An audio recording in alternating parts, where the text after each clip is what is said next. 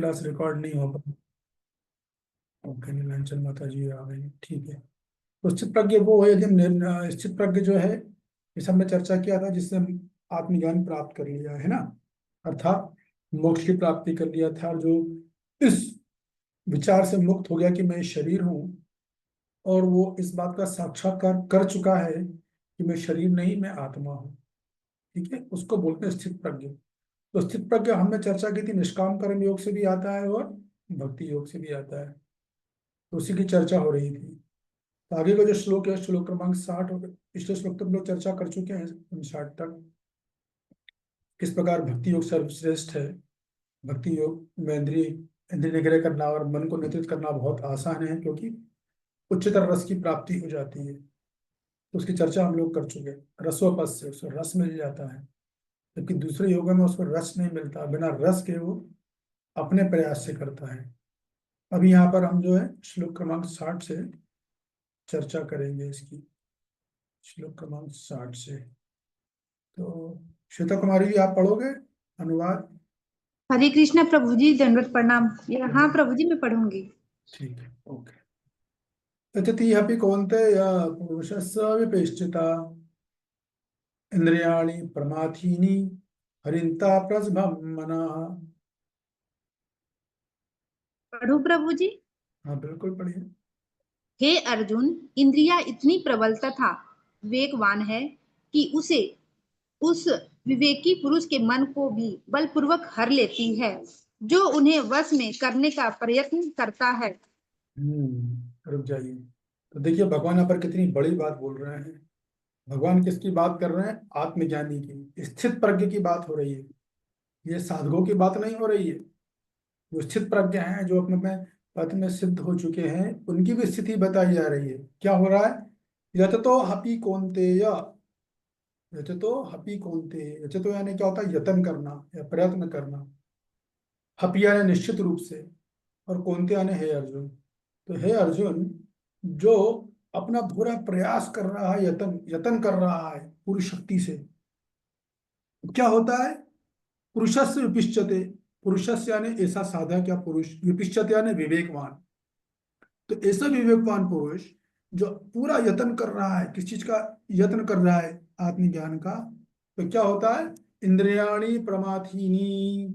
इंद्रियां जो है वो इतनी प्रमाथ है, इतनी बोलेंगे उत्तेजित हैं, या इतनी चंचल है, क्या करती है? वो हर लेती है। किसको हर लेती? हरंती प्रजभम मना, वो मन को हर लेती है।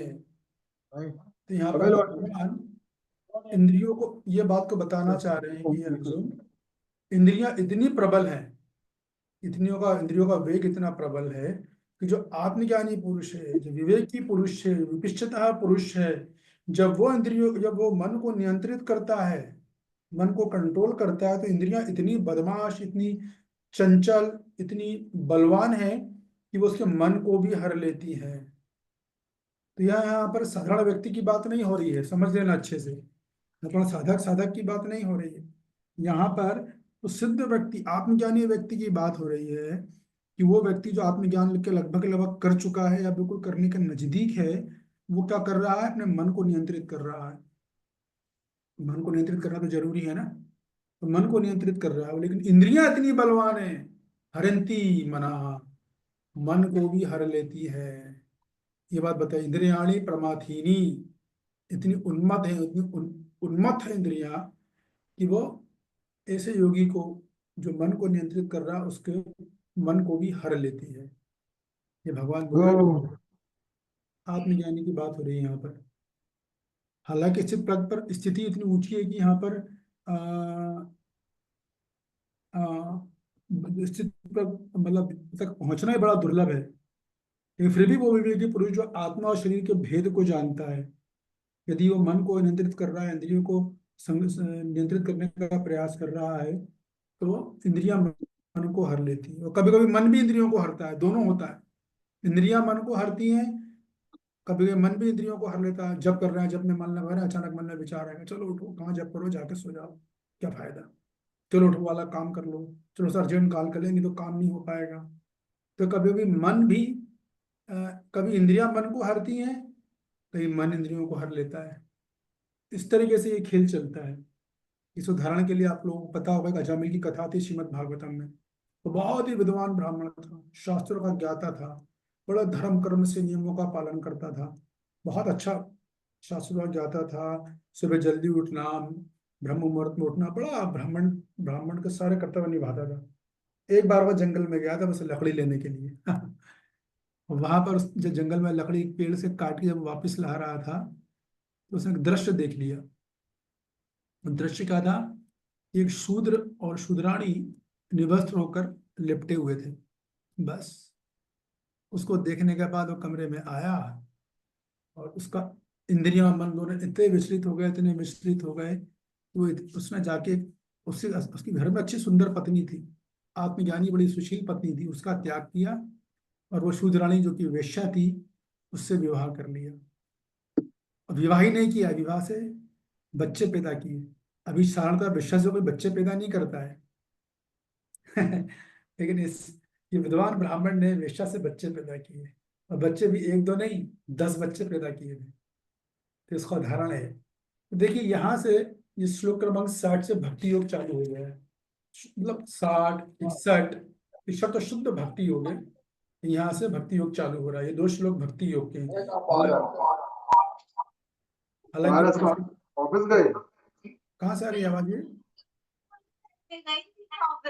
बताए नीता गुप्ता जी, कहाँ से आ रही है आवाज ये? ठीक है, रुक गए, गुड, बढ़िया है। तो कहने का मतलब ये है, ये श्लोक यहाँ से भक्ति योग प्रारंभ हो रहा है। दो दो एक दो दो श्लोक हैं भक्ति योग के हैं। अगला श्लोक तो पूर्ण और शुद्ध भक्ति योग है, उसमें भगवान डिक्लेयर ही कर देंगे ये भक्ति योग किस प्रकार से सर्वश्रेष्ठ है। चर्चा करेंगे हम उसकी। तो पढ़िए, तात्पर्य पढ़िए श्वेता जी। अनेक विद्वान ऋषि, दार्शनिक तथा अध्यात्मवादी इंद्रियों को वश में करने का प्रयत्न करते हैं, किंतु उनमें से बड़ा भी कभी कभी विचलित मन के कारण इंद्रिय भोग का लक्ष्य बन जाता है। यहाँ तक कि विश्वामित्र जैसे महर्षि तथा पूर्ण योगी को भी मेनका के साथ विषय भोग में प्रवृत्ति होना पड़ा। यद्यपि वे इंद्रिय निग्रह के लिए कठिन तपस्या तथा योग कर रहे थे। विश्व इतिहास में इसी तरह के अनेक दृष्टांत है। अतः पूर्णतया कृष्ण भावना भावित हुए बिना मन तथा इंद्रियों को वश में कर सकना अत्यंत कठिन है। मन को कृष्ण में लगाएं, बिना मनुष्य ऐसे भौतिक कार्यों को बंद नहीं कर सकता। परम साधु तथा भक्त यामुनाचार्य ने एक व्यवहारिक उदाहरण प्रस्तुत किया है। वे कहते हैं, यद्वधि मम चेत कृष्ण पदारविंदे नवन वर्ष धामन्ययुतम रंतुमाष्ट तद्वधि बत नारी संगमे शर्मयमाने भवति मुख विकारम सुष्ट निस्वेन च।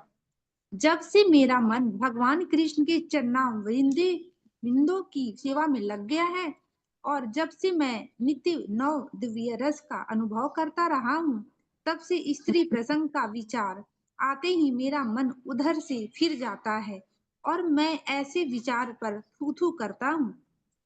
कृष्णा भावनामृत इतनी दिव्य सुंदर वस्तु है कि इसके प्रभाव से भौतिक भोग स्वतः निरस हो जाता है। यह वैसा ही है जैसे कोई भूखा मनुष्य प्रचुर मात्रा में पुष्टिदायक भोजन करके अपनी भूख मिटा ले।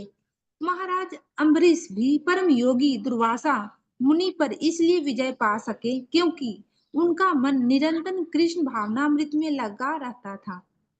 सवै मना कृष्ण पदारविंदो वचांसी वैकुंठ गुणा निर्गुणने। हरे कृष्ण प्रभु जी। तो देखिए यहाँ पर बड़ी अच्छी बात बता रहे हैं यहाँ पे प्रभुपाद जी ने तात्पर्य में अभी से पहले बोल दिया कि भैया इंद्रिय निग्रह करना अच्छी बात है, मन को एकाग्र करना अच्छी बात है, लेकिन भक्ति योग सबसे सहज और सरल है। इस बात के लिए हम थोड़ी सी चर्चा यहाँ पर करेंगे, किस प्रकार भक्ति योग सहज और सरल है। अगर बात मन को नियंत्रित करना है, मन को एकाग्र करना और इंद्रियों को नियंत्रित करना है, इंद्रिय निग्रह करना है, तो बराबर है। तो देखिए अभी क्या है कि राजा भरत थे। राजा भरत भी जो है पूरा राजपाट घर त्याग चुके थे वो। पूरा घर त्यागा, बीवी को त्यागा, बच्चों को त्यागा। उतना बड़ा पूरे धरती के कोई छोटे मोटे राज के राजा नहीं थे, वो तो पूरे भारत वर्ष के राजा थे, धरती के राजा थे। वो सब त्याग के वन में तपस्या कर रहे थे। एक छोटा सा हिरण का बच्चा आ गया, उसके साथ उनकी ऐसी हालत हो गई, इतने आसक्त हो गए उससे, इतने आसक्त हो गए कि खुद उनको हिरण बनना पड़ गया। अगले जन्म में राजा भरत हिरण बन गए। ये है। वो आकर कर रहे थे, अष्टांग योग कर रहे थे वो राजा भरत। ये बात थी। और ऐसे अनेक उदाहरण से तात्पर्य विश्वामित्र का उदाहरण दिया जा रहा है कि विश्वामित्र ने 60,000 साल तक तपस्या करी थी। मन को, इंद्रियों को निगृहित कर रहे थे, मन को नियंत्रित करते करते 60,000 वर्ष हो गए। इंद्र को जो है भय उत्पन्न हो गया, यार कहीं मेरी गद्दी लेने की तपस्या तो नहीं कर रहे हैं। उनकी तपस्या को भंग करने के लिए इंद्रदेव ने मेनका को भेजा था। हाँ, बस मेनका गई, सज धज के गई थी, और मेनका ने पाल पहने थे बस। बस छन छन छन्ने की आवाज हुई, घुंघरू से उनका तपस्या भंग हो गई। तो एक बार कामसन की तपस्या बंद हुई, दोबारा फिर हुई। फिर दोबारा तपस्या बना, होश आ गया, अरे अरे मैंने क्या कर दिया, मैं तो अपने पद से भटक रहा हूँ। फिर तपस्या करी इन्होंने। अब की बार वो आ गई रंभा। तो रंभा को देखते उन्हें क्रोध आ गया एकदम। वो भी गलत था। क्रोध से फिर उनका पतन हो गया। फिर तपस्या करी इन्होंने, 3 बार तपस्या करी इन्होंने। तीसरी बार तपस्या करी तो इस बार अहंकार उनका बीच में आ गया, क्योंकि मेरे पास त्रिशंकु नाम का व्यक्ति गया और उसने बोला कि जो वशिष्ठ मुनि है, जो ब्रह्मर्षि थे, ब्रह्मर्षि मतलब ब्राह्मण कुल से महर्षि बन गए, वो ऋषि बने तो ब्रह्मर्षि। तो बोले वो ये कह रहे हैं कि तुम इस शरीर में स्वर्ग नहीं जा सकते हो।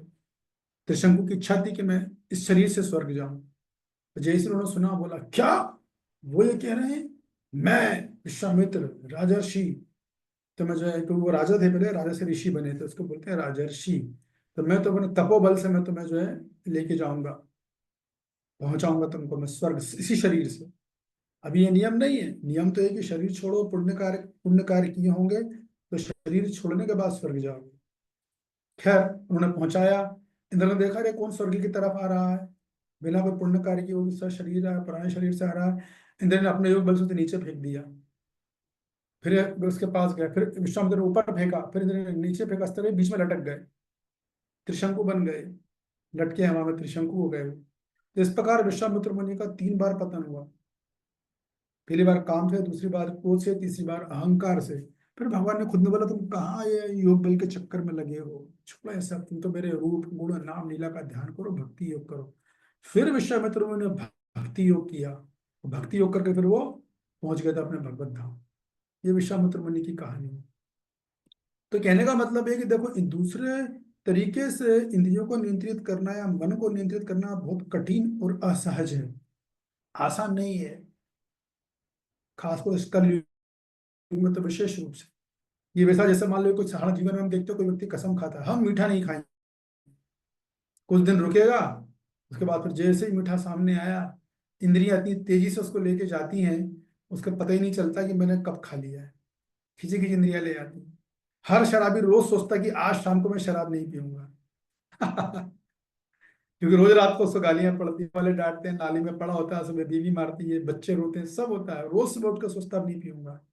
और जैसी शाम होती, इंद्रियां खिंची खिंची खिंची खिंची उसको शराब की दुकान तक ले जाती। ये इंद्रियों का वेग है, ये इंद्रियों का बल है, खिंची खिंची लेके जा रही है। गीता में ही भगवान तीसरे अध्याय बोलेंगे, आगे आएगा वो श्लोक है कि किस प्रकार बलात्पूर्वक इंद्रियां लेके जा रही है। बलपूर्वक कोई लेके जा रहा है, इच्छा नहीं है करने की, इंद्रिय भोग फिर बल के पूर्वक लेके जा रहा है। इस तरह का तनेक तनेक उदाहरण है कि किस प्रकार इंद्रियां प्रबल होती हैं। जैसे भागवत में उदाहरण है कान का। आपको पता है कान का उदाहरण ये है कि शिकारी को जंगल में जाता है तो हिरण पकड़ना है उसको, तो हिरण पकड़ने के लिए वो ढूंढता नहीं है उसके पीछे, बड़ा सुंदर सा एक संगीत लगा देता है। जैसे संगीत की मधुर ध्वनि हिरण के कान में जाती है, तो खिंचा खिंचा खिंचा खिंचा इतना चलाता कि शिकारी के पास आकर उसे गोद तक में बैठ जाता है, सर रख देता है, शिकारी आराम से पकड़ लेता है। इतनी इंद्रियां प्रबल भगवान है कि जीव को मौत की भी चिंता नहीं है। सबको उदाहरण, आंख नाक कान जीवा सबको उदाहरण आपको पता होंगे। वो जीवा के लिए उदाहरण किसका है? मछली का है। वो तालाब में इतना सब कुछ खाने को उसके पास ऑलरेडी है, फिर भी एक वो जाएगा मछुआरा, जरा सी आटे की लोई अपने जाल में या कांटे में लगा देगा, वो सोचेगी, जीवा सोचेगी थोड़ा सा इसको भी टेस्ट कर लेती, और जैसे ही उसको जीवा लगाएगी, उसी टाइम मछुआरा खटाक से उसको तालाब से अलग कर देगा। खत्म, मछली की हीरा समाप्त हो गई। ये इंद्रियों की प्रबलता है, इतनी इतनी प्रबल होती हैं कि वो बिल्कुल जीव को अंधा कर देती है। इंद्रियां इतनी प्रबल है। जैसे ये कथा थी राजा भर्तृहरि की। ये राजा भर्तृहरि क्या थे? उज्जैनी राजा है ना, उज्जैन का आपने नाम सुना होगा, मध्य प्रदेश में तीर्थ तीर्थ स्थान में आता है, धाम में आता है वो। क्या बोलते हैं उसको, लिंग, ज्योतिर्लिंगों में से एक ज्योतिर्लिंग वो भी है उज्जैनी। वहां का राजा थे राजा भर्तृहरि। राजा भर्तृहरि बड़े अच्छे राजा थे, धार्मिक राजा थे, लेकिन वो स्त्रियों से बहुत आसक्त थे, विशेषकर उनकी पत्नी से। पत्नी को बहुत प्रेम करते थे वो। तो वो इतने ज्यादा थे कि राजकाज में भी इतना ध्यान नहीं दिया करते थे, और अपनी पत्नी के साथ रमण करते रहते थे। तो एक बार उनकी रानी का नाम था पिंगला। उस रात में ऋषि मुनि आए। ऋषि मुनि आए, राजा ने जब खातिरदारी करी, उसकी सेवा करी, ऋषि मुनि प्रसन्न हो गए, तो उनको फल दे दिया। बोले एक काम करो, ये फल है, इस फल से, इस फल की विशेषता ये होगी कि जो भी इस फल को खाएगा वो बहुत लंबे समय तक एकदम स्वस्थ युवा रहेगा, कई वर्षों तक युवा रहेगा, उसको कोई रोग नहीं होगा, चेहरे पे झुर्री तक नहीं आएगी। तो उसको दिया था इसलिए कि तुम राजा हो, बढ़िया राजा हो, तुम खा लेना, तुम युवा रहोगे, जवान रहोगे, तो राजकाज कई लंबे समय तक बढ़िया चलाओगे। ये राजा अपनी पत्नी से बहुत आसक्त था। उसने सोचा, अरे मैं क्यों ना पिंगला को दे दूं, ये मेरी प्यारी पत्नी है। तो राजा ने वो फल भर्तृहरि ने अपनी पत्नी पिंगला को दे दिया था। ये पिंगला का ऑलरेडी एक अफेयर चल रहा था। पिंगला का अफेयर चल रहा था उसके राज के सेनापति से। बड़ा युवक था, आकर्षक था, गठीला बदन था। तो पिंगला ने सोचा कि मैं क्या करूंगा, मैं अपनी इनको दे दी थी, मेरे प्रियतम को। तो वो फल उसने सेनापति को दे दिया। सेनापति ने वो फल लिया, तो रानी हालांकि सेनापति को पसंद करती थी, मगर सेनापति किसी और को पसंद करता था। तो वो जो उसकी गर्लफ्रेंड थी, सेनापति ने अपनी गर्लफ्रेंड यानी अपनी प्रेमिका को फल दे दिया कि तुम खाओ, हमेशा युवा रहना। लेकिन वो जो प्रेयसी थी उस सेनापति की, उसने उसने भी वो फल नहीं खाया।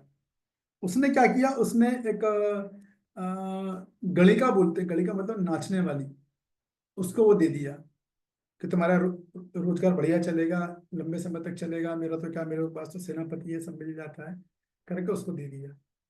तो गड़िया को जब वो फल मिला, तो उसने सोचा कि इतना भयंकर फल है, इसकी सबसे ज्यादा कोई योग्य व्यक्ति है और सबसे ज्यादा आवश्यकता किसी को तो हमारे राज्य के राजा को है, वही हमारे अन्नदाता है, वही मालिक है, तो ना उनको जाके दे दे। तो वो फल घूमता घूमता वापिस राजा भर्तृहरि तक आया। और जब राजा भर्तृहरि को फल मिला तो उनका एकदम दिमाग चकरा गया कि ये सब कैसे हो गया, ये फल तो मैंने अपनी पत्नी को दिया था। तो उन्हें पूरी इंक्वायरी करवाई, और तब उनको सारा मामला समझ में आ गया। उसी टाइम उन्होंने अपना राजकाज अपने पुत्र को देकर संन्यास ले लिया था।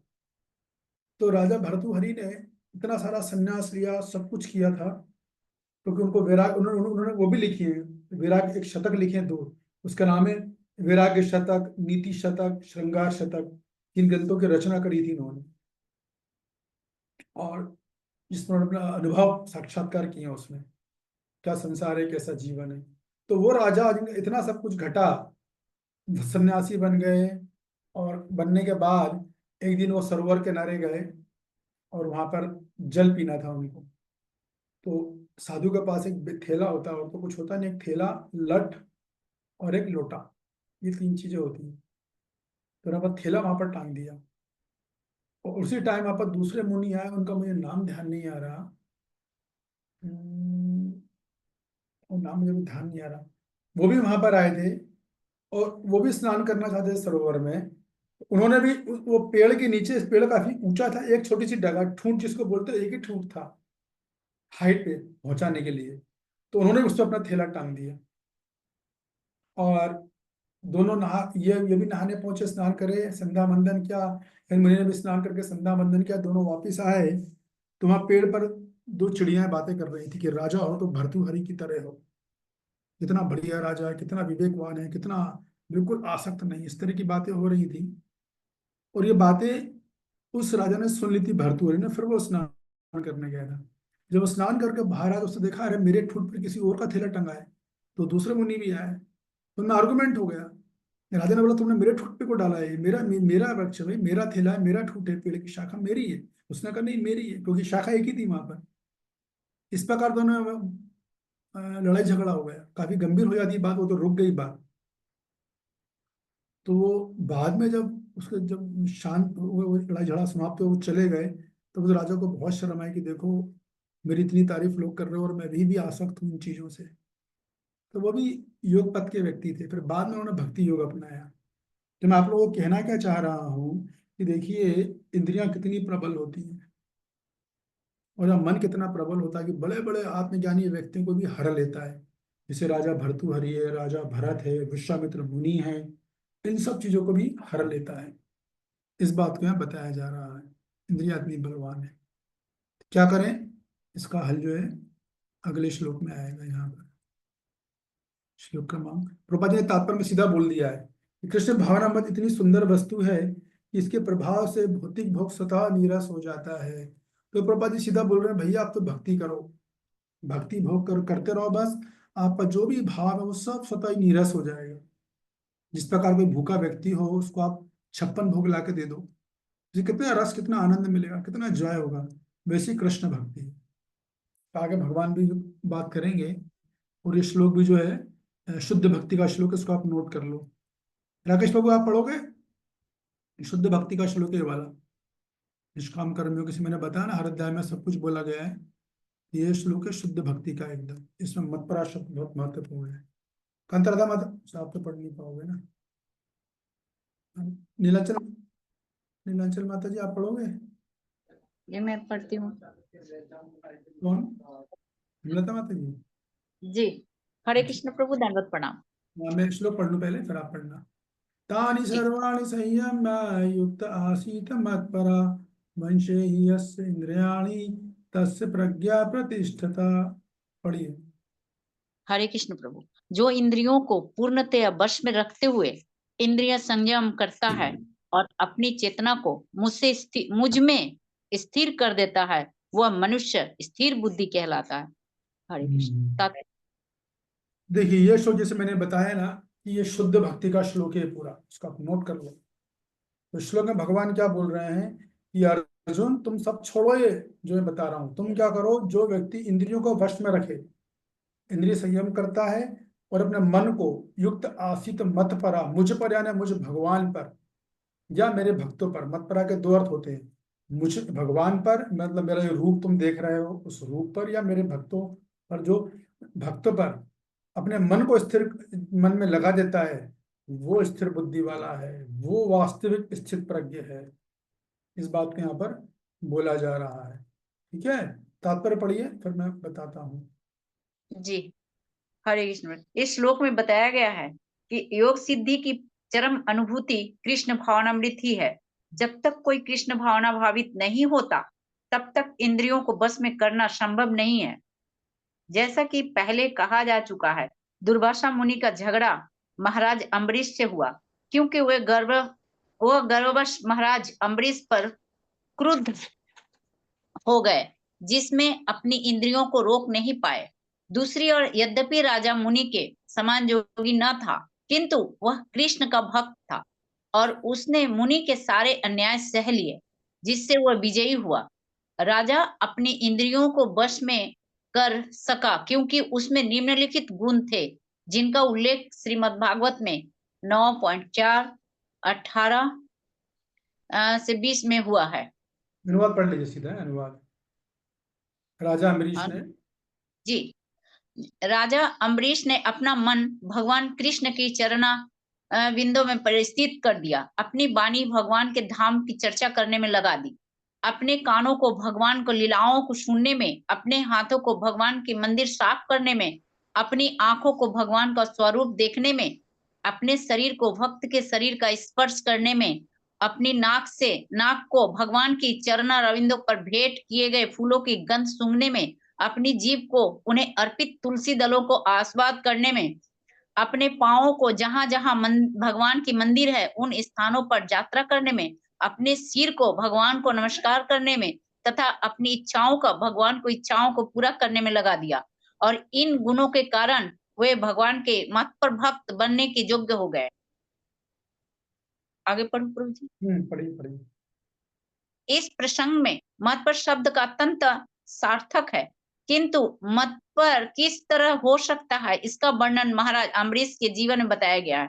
मत पर परंपरा के महान विद्वान तथा आचार्य श्रील बलदेव विद्याभूषण का कहना है, भक्ति प्रभावेन सर्वेन्द्रिय बीज पूर्विका स्वात्म दृष्टि सुलोभित भाव। इंद्रियों को केवल कृष्ण की भक्ति के बल में बस किया जा सकता है, बल से। कभी कभी अग्नि का भी उदाहरण दिया जाता है। जिस प्रकार जलती हुई अग्नि कमरे के भीतर की सारी वस्तुएं जला देती है, उसी प्रकार योगी के हृदय में स्थित भगवान विष्णु सारे मलों को जला देते हैं। योग सूत्र में भी विष्णु का ध्यान आवश्यक बताता है, शून्य का नहीं। तथाकथित योगी जो विष्णु पद को छोड़कर अन्य किसी वस्तु को ध्यान धरते हैं, वे केवल मृग मरीचिकाओं की खोज में वृथा ही अपने समय गंवाते हैं। हमें कृष्ण भावना भावित होना चाहिए, भगवान के प्रति अनुरक्त होना चाहिए। असली योग का यही उद्देश्य है। हरे कृष्ण। प्रभुपाद जी ने कितना स्ट्रांग बोला है कि विष्णु को छोड़कर, विष्णु के गुण रूप ध्यान को छोड़कर जो लोग भी ध्यान लगाते हैं ना इन चीजों में, वो मात्र अपना समय व्यर्थ करते हैं। और कृष्ण भक्ति कितनी बलशाली है कि आपके घर में कितने ही इंद्रियां मन में अनर्थ हो, इंद्रिया विचलित कर रहे हैं, मन भ्रमित कर रहा है, लेकिन जो लगातार कृष्ण भक्ति में लगा रहता है, तो जिस प्रकार अग्नि कमरे के भीतर सारी वस्तुओं को जला देती है, इस प्रकार भगवान हृदय में स्थित होकर सब अनर्थों को जला देते हैं। ये कृष्ण भक्ति की विशेषता है। तो कुल मिलाकर जैसे मैंने कहा था कि शुद्ध भक्ति वाला श्लोक प्रभुपाद जी तात्पर्य में पूरी तरह से शुद्ध भक्ति को जो स्टैब्लिश कर दिया गया है कि किस प्रकार शुद्ध भक्ति श्रेष्ठ है। बस करना क्या है, युक्त आसीत मत परा तानी सर्वाणी संयम, तानी यानी इंद्रियां, सर्वाणी यानी सारी, संयम यानी वश में करो। युक्त कैसे करो, आसीत मत परा लिखा ना, किम आसीत, याद है अर्जुन ने पूछा है किम आसीत, तो भगवान उत्तर दे रहे युक्त आसीत मत परा, मेरे पे आसीत करो, इंद्रियों को मुझ पर बैठाओ, मेरे गुण में, मेरे रूप में, मेरे भक्तों के रूप में, भक्तों की सेवा में, उसमें बैठाओ। मत परा मतलब भगवान और भगवान के भक्त दोनों आएंगे, ध्यान रखिएगा। वंश यस्य दिनयानि, तब इन इंद्रियों को वश में करना बहुत आसान है। तस्य प्रज्ञा प्रतिष्ठिता, तब तुम्हें ज्ञानवान बन पाओगे, तब तुम्हारी चेतना, पूरी प्रज्ञा चेतना है यहाँ पर, तब तुम्हारी चेतना प्रतिष्ठित हो जाएगी, मतलब स्थिर हो जाएगी, तब तुम स्थिर बुद्धि वाले हो जाओगे। ये बात बोल रही है। तो इसमें युक्त आसित मत परा जो श्लोक है ये जबरदस्त है। तो इसी में तो शब्द जो इसी पे हम चर्चा करने वाले हैं। तो प्रभुपाद जी ध्यान दे रहे हैं कि देखो किस प्रकार तुलना की अम्बरीश महाराज और दुर्वासा मुनि की।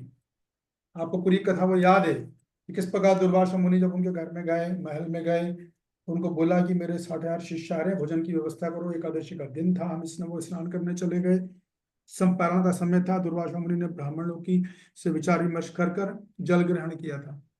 उधर दुर्वासा मुनि को अपनी योग भक्ति से पता चल गया, क्रुद्ध हो गए एकदम। इतने क्रुद्ध हो गए कि उन्होंने अपने बाल से एक राक्षस निकाला और युधिष्ठिर महाराज पे छोड़ दिया, नष्ट कर दो इसको, जान से मारने के लिए। काय के लिए? सामने वाले ने मात्र 2 बूंद जल पिया है, इसके लिए।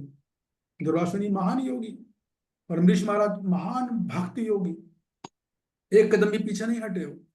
जो होगा होगा, देखा जाएगा, मारे कृष्णा राखे के, राखे कृष्णा मारे के।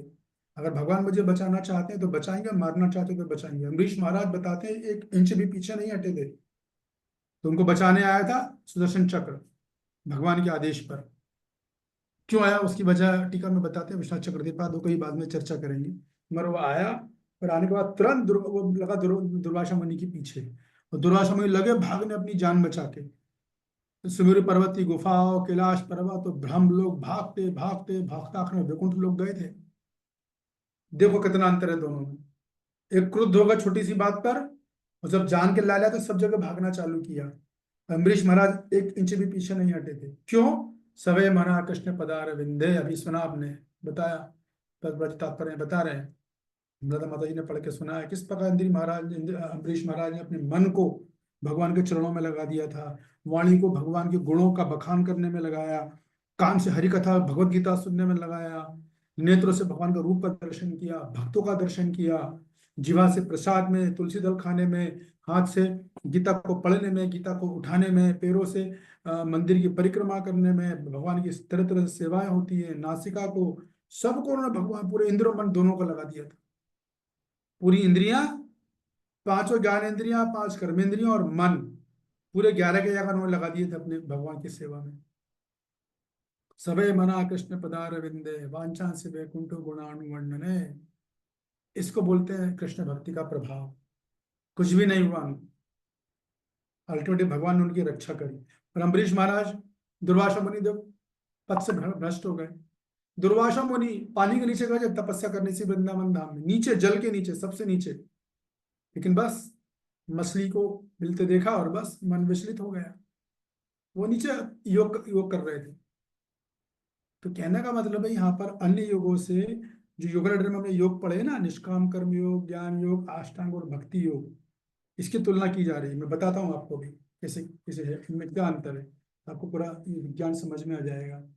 कि देखिए, जो योग में ऐसे निष्काम कर्म योगी है, तो वो इंद्रियों का निग्रह कैसे करता है? कौन हाथ उठा के बताएगा? निष्काम कर्म योगी इंद्रियों का निग्रह कैसे करेगा? यार आप लोगों को तो बढ़िया तरीके से योग मैंने बताया हुआ है। यस रंगनारायणी माता जी बताइए। हाँ जी, हरे कृष्ण प्रभु जी, धन्यवाद, प्रणाम। वो अपने कर्म फलों को भगवान को अर्पित करेगा। ओके, ठीक है। राकेश प्रभु? अष्टांग योग का पालन करके प्रभु जी। कौन? निष्काम कर्म योगी? किसकी बात? अच्छा, निष्काम कर्म। निष्काम कर्म अपने प्रभु जी फल को जैसे माता जी ने बताया वो सही बताया। हाँ, तो निष्काम कर्म योगी जो है, जो उसको होता है ना, नियत कर्मों को करेगा वो, तो नियत कर्मों को करके अपनी इंद्रियों को लगाएगा वो। ब्राह्मण ब्राह्मण के कर्म करेगा, क्षत्रिय क्षत्रिय के कर्म करेगा, इस तरीके से मैंने बताया था ना। विधि क्या, अपने नियत कर्मों को करके वो इंद्रियों में लगाएगा, इंद्रियों को कर्मों में लगाएगा। नियत कर्म जो प्रिस्क्राइब कर्म है शास्त्र के अनुसार। मन को कैसे नियंत्रित करेगा वो? तो मन से क्या करेगा, वो स्मरण करेगा कि जो कर्म मैं कर रहा हूँ उसका फल मुझे भगवान को अर्पित करना है। इस स्मरण से वो कार्य करने के पहले, कार्य करते समय और कार्य का बार बार स्मरण करेगा, क्योंकि मैंने बताया हर क्रिया की प्रतिक्रिया है। तो फल मुझे भगवान को अर्पित करना, फल मुझे भगवान को अर्पित करना, फल मुझे, ऐसे वो स्मरण करेगा। इस प्रकार वो मन को लगाएगा, मन को एकाग्र करेगा। ये बात है। तो निष्काम कर्म योग इस प्रकार से अपनी इंद्रियों को जो प्रिस्क्राइब ड्यूटीज हैं, जो नियत कर्मों में लगा के नियंत्रित करेगा, और मन को स्मरण करेगा फल मुझे भगवान को अर्पित करना है। इस तरह से वो करेगा, इंद्रिय मन को नियंत्रित करेगा। ज्ञान योगी है, ज्ञान योगी इंद्रिय निग्रह कैसे करेगा? ज्ञान योगी इंद्रिय निग्रह आप लोग बता नहीं पाओगे, क्योंकि ज्ञान योगी तो अपनी इंद्रियों को उपयोगी नहीं करते हैं ना। जस ममता जी बताना चाहे आप बोल रहे हैं तो। प्रभु जी वो वेद विमर्शन करते हैं, वेदों पे ज्यादा मतलब ज्ञान अर्जित करने में अपना पूरा ध्यान लगाते हैं। हाँ, लेकिन वो तो वेद विमर्शन में इंद्रियां एंगेज नहीं हो रही ना, जी मूलतः प्रभु खास। जी। हाँ, इसलिए मैं, तो वो क्या करता है, वो इंद्रियों को कैसे नियंत्रित करता है, कि वो इंद्रियों को खुद से नियंत्रित करके वैराग्य उत्पन्न करने का प्रयास करता है। ऐसे वो इंद्रियों को वश में करता है ज्ञानी योगी। और मन को कैसे वश करता है? मन में, ये सभी आपने बताया कि मन में वो शास्त्रों का ध्यान करेगा, मनन करेगा, अपने आत्म स्वरूप का चिंतन करेगा। इस तरीके से वो मन को नियंत्रित करेगा। वैसे आपका उत्तर भी सही है, क्योंकि वो अगर शास्त्र अध्ययन भी कर रहा है तो कुछ इंद्रिय तो लगी रही है उसकी। तो हाँ, वो भी कह सकते हैं कि वो शास्त्र वेदाध्ययन करके भी इंद्रियों को लगाएगा, नियंत्रित करेगा। और मन को कैसे करेगा? तो ध्यान से, मनन से। क्या ध्यान मनन करेगा? बेशक में आत्मा हो, आत्मस्वरूप का वो चिंतन करके मन को नियंत्रित करता है। तो ये मुद्दा क्या है कि देखिए, निष्काम कर्म योग की जो विधि है, इसमें इंद्रिय और मन को जो आप नियंत्रित कर रहे हैं वो सरल है, ज्ञान योग की अपेक्षा और अष्टांग योग की अपेक्षा आसान है। लेकिन फिर भी उनकी तुलना में तो सरल है वो। और जब अष्टांग योग की बात आएगी, तो अष्टांग योगी कैसे अपनी इंद्रियों को नियंत्रित करेगा? मैं मन की बात नहीं कर रहा अभी। इंद्रियों की दो चीजें हैं यहाँ पर, एक इंद्रिय संयम है, एक है मन को एकाग्र करना, ठीक है ना। तो दो अलग अलग चीजें हैं। तो अष्टांग योगी राकेश प्रभु बताइए किस प्रकार अपनी इंद्रियों को वो नियंत्रित करेगा? प्रभु जी अष्टांग योग करेगा और लास्ट में वो प्रभु जी अपने ध्यान को एकाग्र कर देगा, तो शरीर के अष्टांग, स्तर से मन के स्तर पे आ जाएगा। अच्छा, तो वो शरीर का स्तर कौन सा, क्योंकि वो इंद्रिय निग्रह तो शरीर के स्तर पर ही है ना, तो वो कौन सा स्तर है, उस स्तर का नाम है कुछ प्रभु अष्टांग जी योग? मुझे याद तो नहीं आ रहा है, लेकिन वो 8 जो योग हैं वो तो याद है प्रभु जी, यम नियम ओ, आसन प्रत्याहार, ठीक है, ठीक है, ओके, गुड, कुछ हद तक सही है। यस कांता फिर माता जी। फिर ध्यान, फिर ध्यान है वो। हरे कृष्णा प्रभु कांति, जी, आप यही बताया था प्रभु जी, मन में रंच मात्र भी भोग की इच्छा नहीं रखेंगे प्रभु जी, वो 100% चित्त शुद्धि रखेंगे और वैराग्य में रहेंगे। हाँ, वो तो जो हमको है कि जब वो इंट्री क्वालिफिकेशन की बात हो रही थी, लेकिन यहाँ पर आसन वो कैसे इंद्रियों को नियंत्रित करेगा वो आप लोग नोट कर लो। जो बता ना, यम नियम आसन प्राणायाम, इसके बाद आता है प्रत्याहार। तो प्रत्याहार एक विधि होती है अष्टांग योग के अंदर, जिसके अंदर योगी क्या करता है, इंद्रियों को बाहरी विषयों से हटा लेता है, वो अभ्यास से आता है, उसको बोलते हैं प्रत्याहार। तो अष्टांग योगी प्रत्याहार के माध्यम से अपनी इंद्रियों को नियंत्रित करता है। मन को कैसे एकाग्र करेगा, तो फिर आएगा जैसे राकेश प्रभु बता रहे हैं, ध्यान धारणा समाधि। तो पहले धारणा होती है। धारणा का मतलब है कि वो अपने मन ही मन में एक धारणा बनाता है परमात्मा के ध्यान की, कि परमात्मा इस तरह के कपड़े पहने हैं, उनके 4 हाथ है, शंख गद पदा, शंख चक्र गदा पद्म, इस तरह की धारणा को विकसित करता है, उसको मन लगाता है। तो जब और गहरी हो जाती है तो उसको बोलते हैं ध्यान। और जब एकदम गहरी हो जाती है, सबसे गहरी, तो उसको बोलते हैं समाधि। तो इस प्रकार अष्टांग योगी ध्यान धारणा समाधि के माध्यम से मन को एकाग्र करता है। लेकिन ये भी आसान नहीं है, ये भी बहुत कठिन है, ये भी बहुत कठिन है। देखिए, जितनी ज्ञान योग और अष्टांग योग की पद्धति तो आज के समय में प्रैक्टिकल भी नहीं है और बहुत कठिन है, सब लोग इसको नहीं कर पाएंगे, निश्चित रूप से सब लोग नहीं कर सकते। आजकल तो लोगों को 12-13 साल में स्लिप डिस्क हो जाता है, तो क्या ध्यान लगाएंगे बैठकर। मुद्रा होती है अष्टांग योग में, विशेष रूप से बैठना होता है। आजकल 12-15 साल की उम्र में लोगों को हार्ट अटैक आ जाते हैं। क्या लगाओगे आप ध्यान, और क्या करोगे योग, ये बात है। तो ये तीन तो हो गई, तीनों की तुलना हो गई। चौथा है भक्ति योग।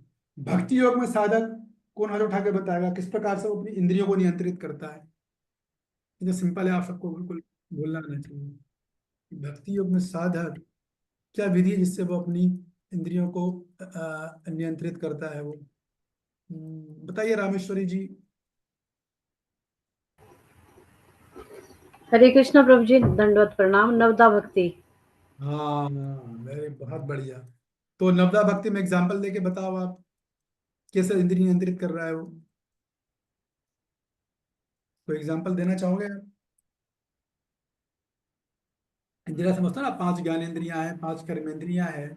तो 5 कर्मेंद्रियों की अगर बात करेंगे तो किस प्रकार अपनी इंद्रियों को नियंत्रित कर रहा है, यस कविता जी बताइए।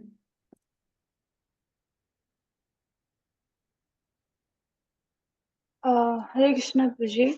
जी, मुझे मुझे एक बार क्वेश्चन और रिपीट कर दीजिए। या भक्ति योगी अपनी इंद्रियों को, इंद्रियों में संयम किस तरह से करेगा, करता है?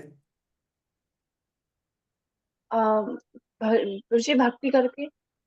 हाँ, तो भक्ति तो करता है, बराबर है, और थोड़ा प्रिसाइज जी। होना चाहिए। उत्तर तो सही है, उत्तर रामेश्वर जी का भी बिल्कुल सही है, और रामेश्वर जी का उत्तर तो और भी प्रिसाइज था, लेकिन और थोड़ा टू द पॉइंट। ठीक है, हर्षना जी से पूछते हैं। हर्षना जी बताइए, सब हरे आप लोग कर कृष्णा रहे हो, बस प्रभु बोल नहीं पा रहे हैं। हाँ जी। जी। प्रभु जी हरे कृष्णा। प्रभु जी वह अपनी भक्ति के अंदर से नवदा भक्ति जो है अपना प्रसाद के थ्रू, प्रसाद जो भगवान कृष्ण को पसंद होगा वो भोग लगा के प्रसाद पाएगा, और अपनी प्रत्येक एक्टिविटी के अंदर भगवान कृष्ण को ही केंद्र में रखेगा प्रभु। ठीक है, उत्तर तो सही है, लेकिन मैं और प्रिसाइज चाहिए। अनीता जी।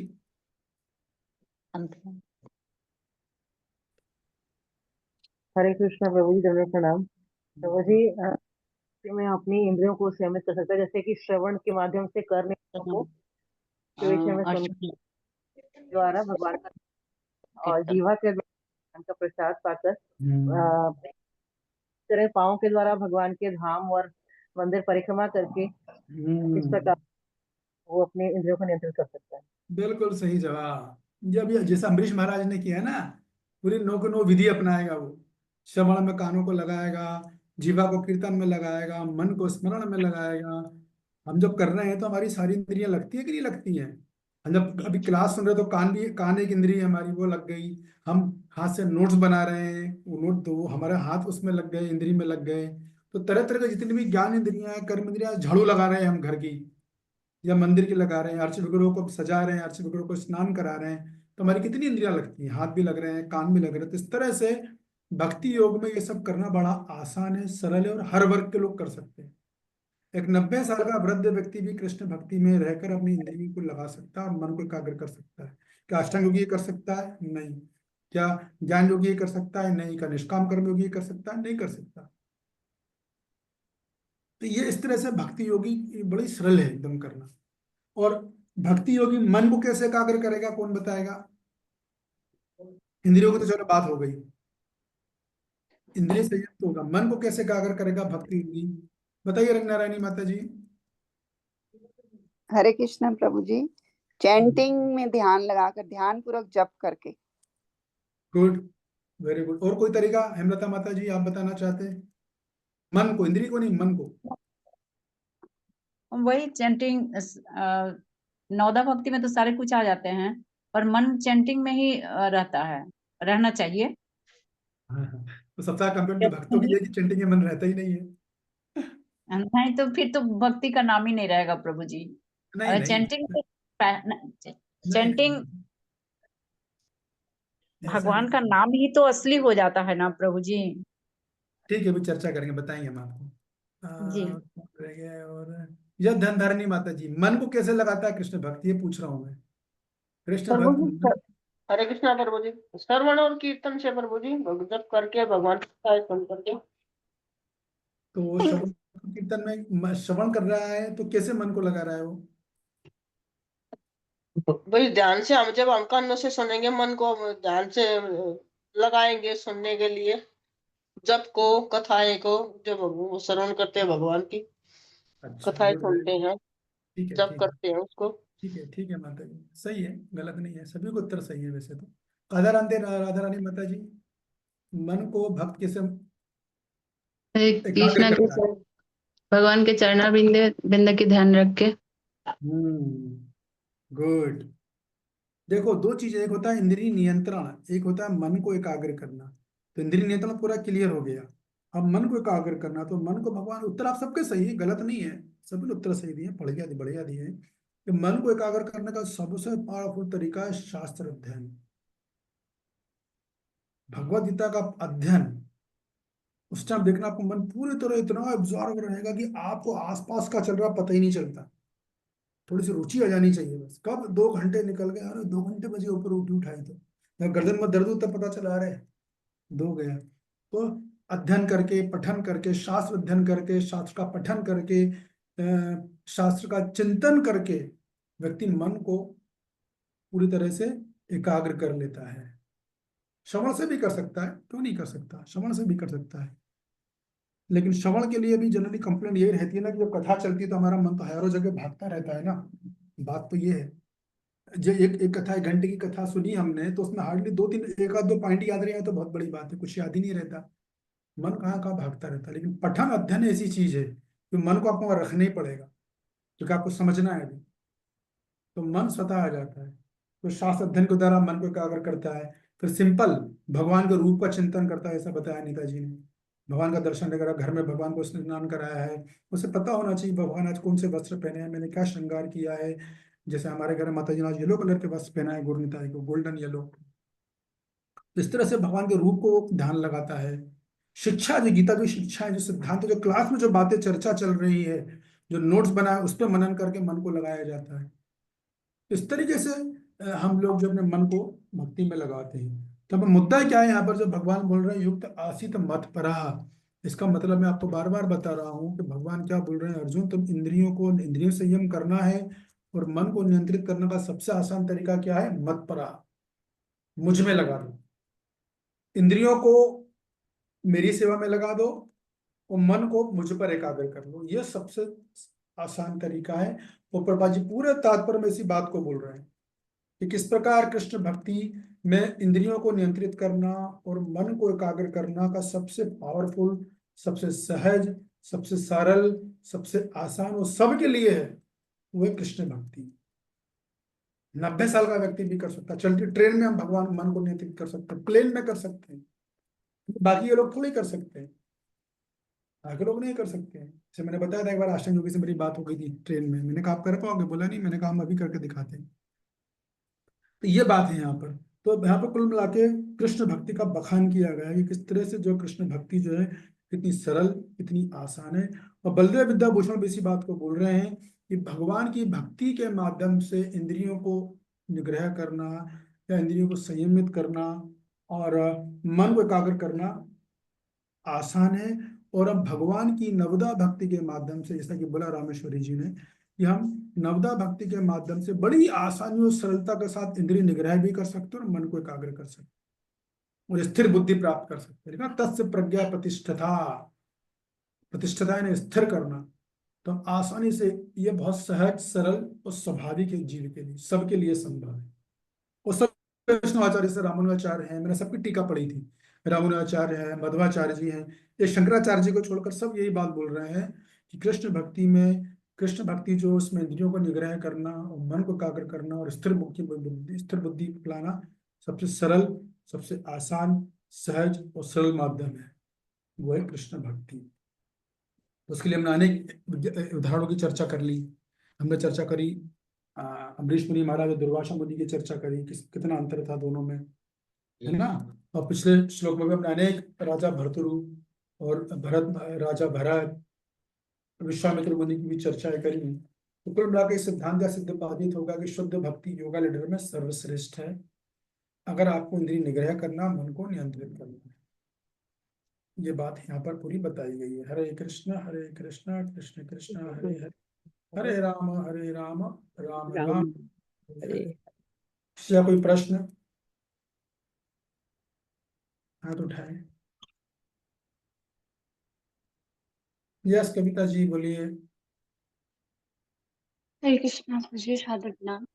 प्रणाम। प्रभु जी, भगवत गीता को ऐसे अध्याय से 3 भागों में विभाजित किया गया। सबसे पहले 1 से 6 तक अध्याय उस निष्काम, उसमें बीच में भक्ति योग को दिया गया है, लास्ट में ज्ञान योग को।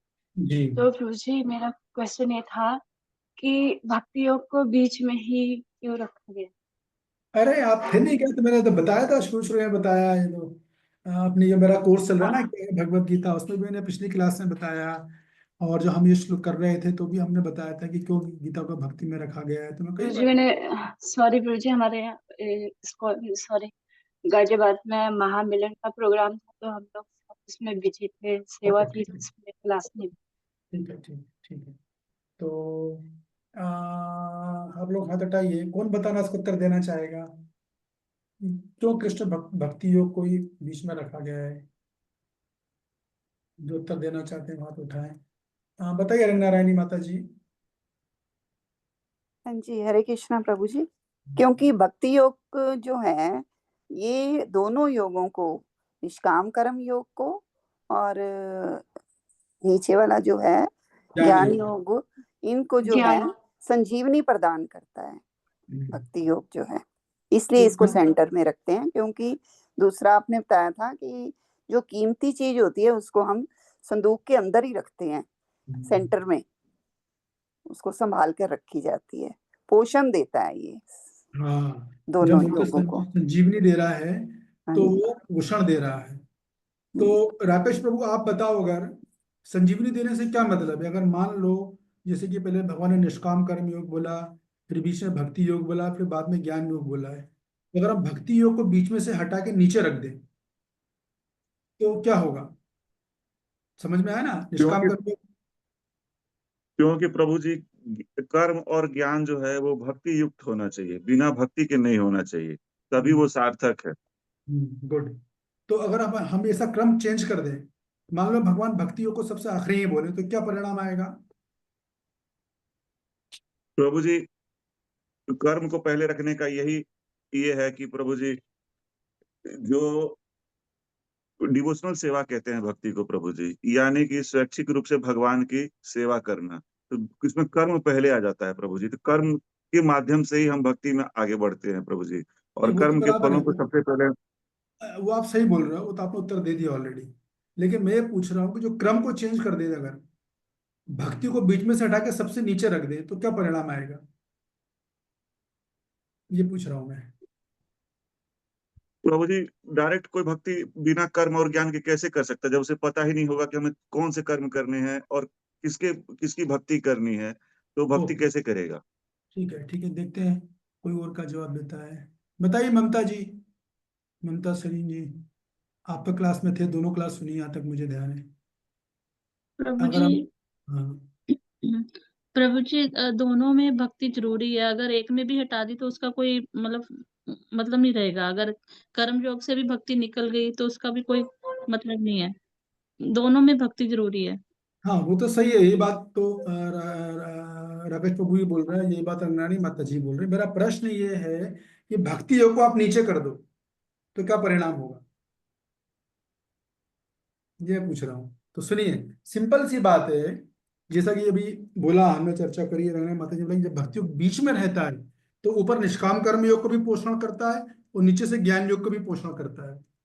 अगर भक्ति योग को आप नीचे रख दोगे तो क्या हो जाएगा, वो किसका पोषण करेगा, वो केवल ज्ञान योग का पोषण करेगा, वो निष्काम कर्म योग का पोषण नहीं कर पाएगा। तो भक्ति का निष्काम कर्म योग वाला व्यक्ति वो कर ही नहीं पाएगा। अगर मान लो भक्ति योग को आप सबसे ऊपर रख दो, नंबर 1 पर रख दोगे, तो नीचे निष्काम कर्म योग आएगा, उसके नीचे ज्ञान योग आएगा। तो भक्ति किसका पोषण कर रही है, बस निष्काम कर्म योग का पोषण कर रही है, वो ज्ञान योग का पोषण नहीं कर पाएगी। तो इसलिए भक्ति को बीच में रखा गया है कि ऊपर से निष्काम कर्म योग का भी पोषण करे और नीचे से ज्ञान योग का भी पोषण करे, जो कि दोनों भक्ति पर डिपेंड है, जैसा कि आप लोग बोल रहे हो। ये बात है, वेरी गुड, ठीक है, थैंक यू। ठीक है, कविता जी, मिल गया आपको आपका उत्तर? यस प्रभु जी, हरे कृष्णा प्रभु जी, हरे साधु कृष्ण, प्रणाम, थैंक यू प्रभु जी। ठीक है। राकेश प्रभु, आपका भी कोई प्रश्न है क्या, आपने हाथ उठाया है? प्रभु जी जी, जैसा प्रभु जी आपने बताया कि मतपरा में भगवान की मन को इंद्रियों को नियंत्रित करने के लिए भगवान की तरफ लगाए, और एक और आपने चर्चा की कि भक्तों में, तो प्रभु जी भगवान के भक्तों, इस पे थोड़ा प्रकाश डाल दीजिए। हाँ, वेरी गुड, दो अच्छा अर्थ बताया क्वेश्चन। ना आपने। हाँ हाँ, यस यस, बहुत बढ़िया। तो देखिए, मैं आपको थोड़ी सी कथा सुना देता हूँ। तो बहुत पावरफुल कथा है, इससे मेरे को बहुत वो मिला था, प्रेरणा मिली थी। ये महाभारत में आती है और भी अनेक ग्रंथों में आती है कि एक बार क्या हुआ था, जब युधिष्ठिर महाराज पूरा जीत गए, है ना, तो मतलब जीत गए, कुरुक्षेत्र का युद्ध हो गया, वो राजा बन गए। तो भगवान ने बोला कि अब तुम एक यज्ञ करो। भगवान कृष्ण ने बोला, यज्ञ करके सबको संतुष्ट करो। उन्होंने बोला ठीक है। तो वहां पर यज्ञ में युधिष्ठिर महाराज ने सब जितने साधु संत थे सबको निमंत्रण दिया गया। भीम पर्सनली गया, चारों भाइयों के बजाय कोई साधु बचना नहीं चाहिए, एक भी साधु बचने का नहीं, वो अश्वमेध यज्ञ कर रहे थे, एक भी साधु बचना नहीं चाहिए। और वहां पर एक घंटा, युधिष्ठिर महाराज ने भगवान से पूछा था कि यदि यज्ञ मेरा सफल होगा तो उसका क्या प्रमाण होगा। तो भगवान ने कहा था एक घंटा वहां रखा था। तो वो घंटा उस समय यांत्रिक यंत्र नहीं होते थे, वो तो जैसा मंदिर में आते तो घंटों को हाथ से बजाना पड़ता है ना, वो तो घंटा लटका भी नहीं था, वो तो बस रखा था उल्टा होके। तो भगवान ने कहा था अगर तुम्हारा यज्ञ सफल होगा तो घंटा अपने आप बजने लगेगा। तो लंबी कथा है, मैं शार्ट में बता रहा हूँ। सारे लोगों को बुलाया गया, सारे ऋषि मुनिया, ऋषि महाराज खुद सबसे आगे खड़े थे, हाथ जोड़ जोड़ के सबको बिठाना, उनका ये पैरों को धोना, परिचालन करना, भोजन करना, प्रसाद व्यवस्था, सब को अपनी ड्यूटी देकर पूरा दिन रात एक करके लगे थे। और सारे भक्त आए, साधु साधु समाज आया, वैष्णव लोग आए, क्योंकि वैष्णवों को भी बुलाते हैं पहले, ऋषि मुनि वैष्णव को पहले भोजन कराते हैं, हमेशा नियम रहता है, इसको ध्यान रखिएगा। हमेशा सबसे पहले वैष्णव को भोजन कराते हैं, क्योंकि भगवान उसी से संतुष्ट होकर आशीर्वाद देते हैं। सब कुछ होगा, सुबह से शाम तक हो गई, लेकिन घंटा नहीं बजा। युधिष्ठिर महाराज परेशान हो गए, बात क्या, मेरा यज्ञ सफल नहीं होगा, भगवान ने लिया नहीं, कृष्ण के पास गए। तो भगवान ने बोला जरूर तुमसे कुछ अपराध हुआ है कहीं ना कहीं। बोले अपराध को समझ में नहीं आ रहा, खूब इन्वेस्टिगेशन करा, सबको भेजा, सेनाओं को भेजा, फिर रिजल्ट ये आया कि साहब एक साधु को निमंत्रण नहीं मिला था, सबको मिला, लेकिन एक जो वैष्णव थे उन तक कोई युधिष्ठिर महाराज का निमंत्रण पहुंचा नहीं, और इसलिए वो आए नहीं। तो युधिष्ठिर महाराज ने अब क्या किया जाए। तो युधिष्ठिर महाराज ने अपने दूत को भेजकर उनको निमंत्रण पहुंचवाया कि महाराज आप भी आइए, इसी बात है, हमारा यज्ञ अपूर्ण है अभी।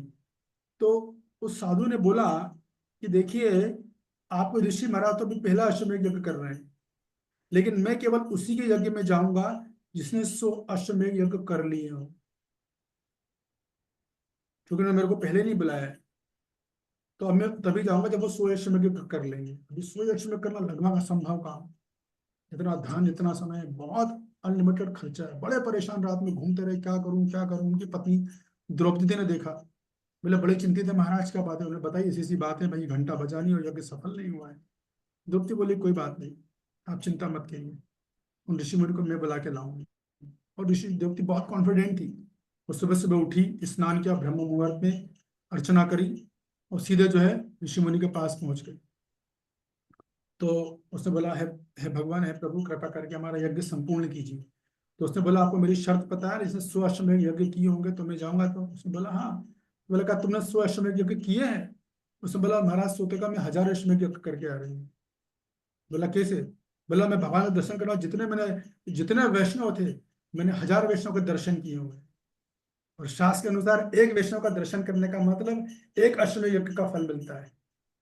जो कृष्ण भक्त का दर्शन कर लेता है उसको एक अश्वमेध यज्ञ का फल मिलता है।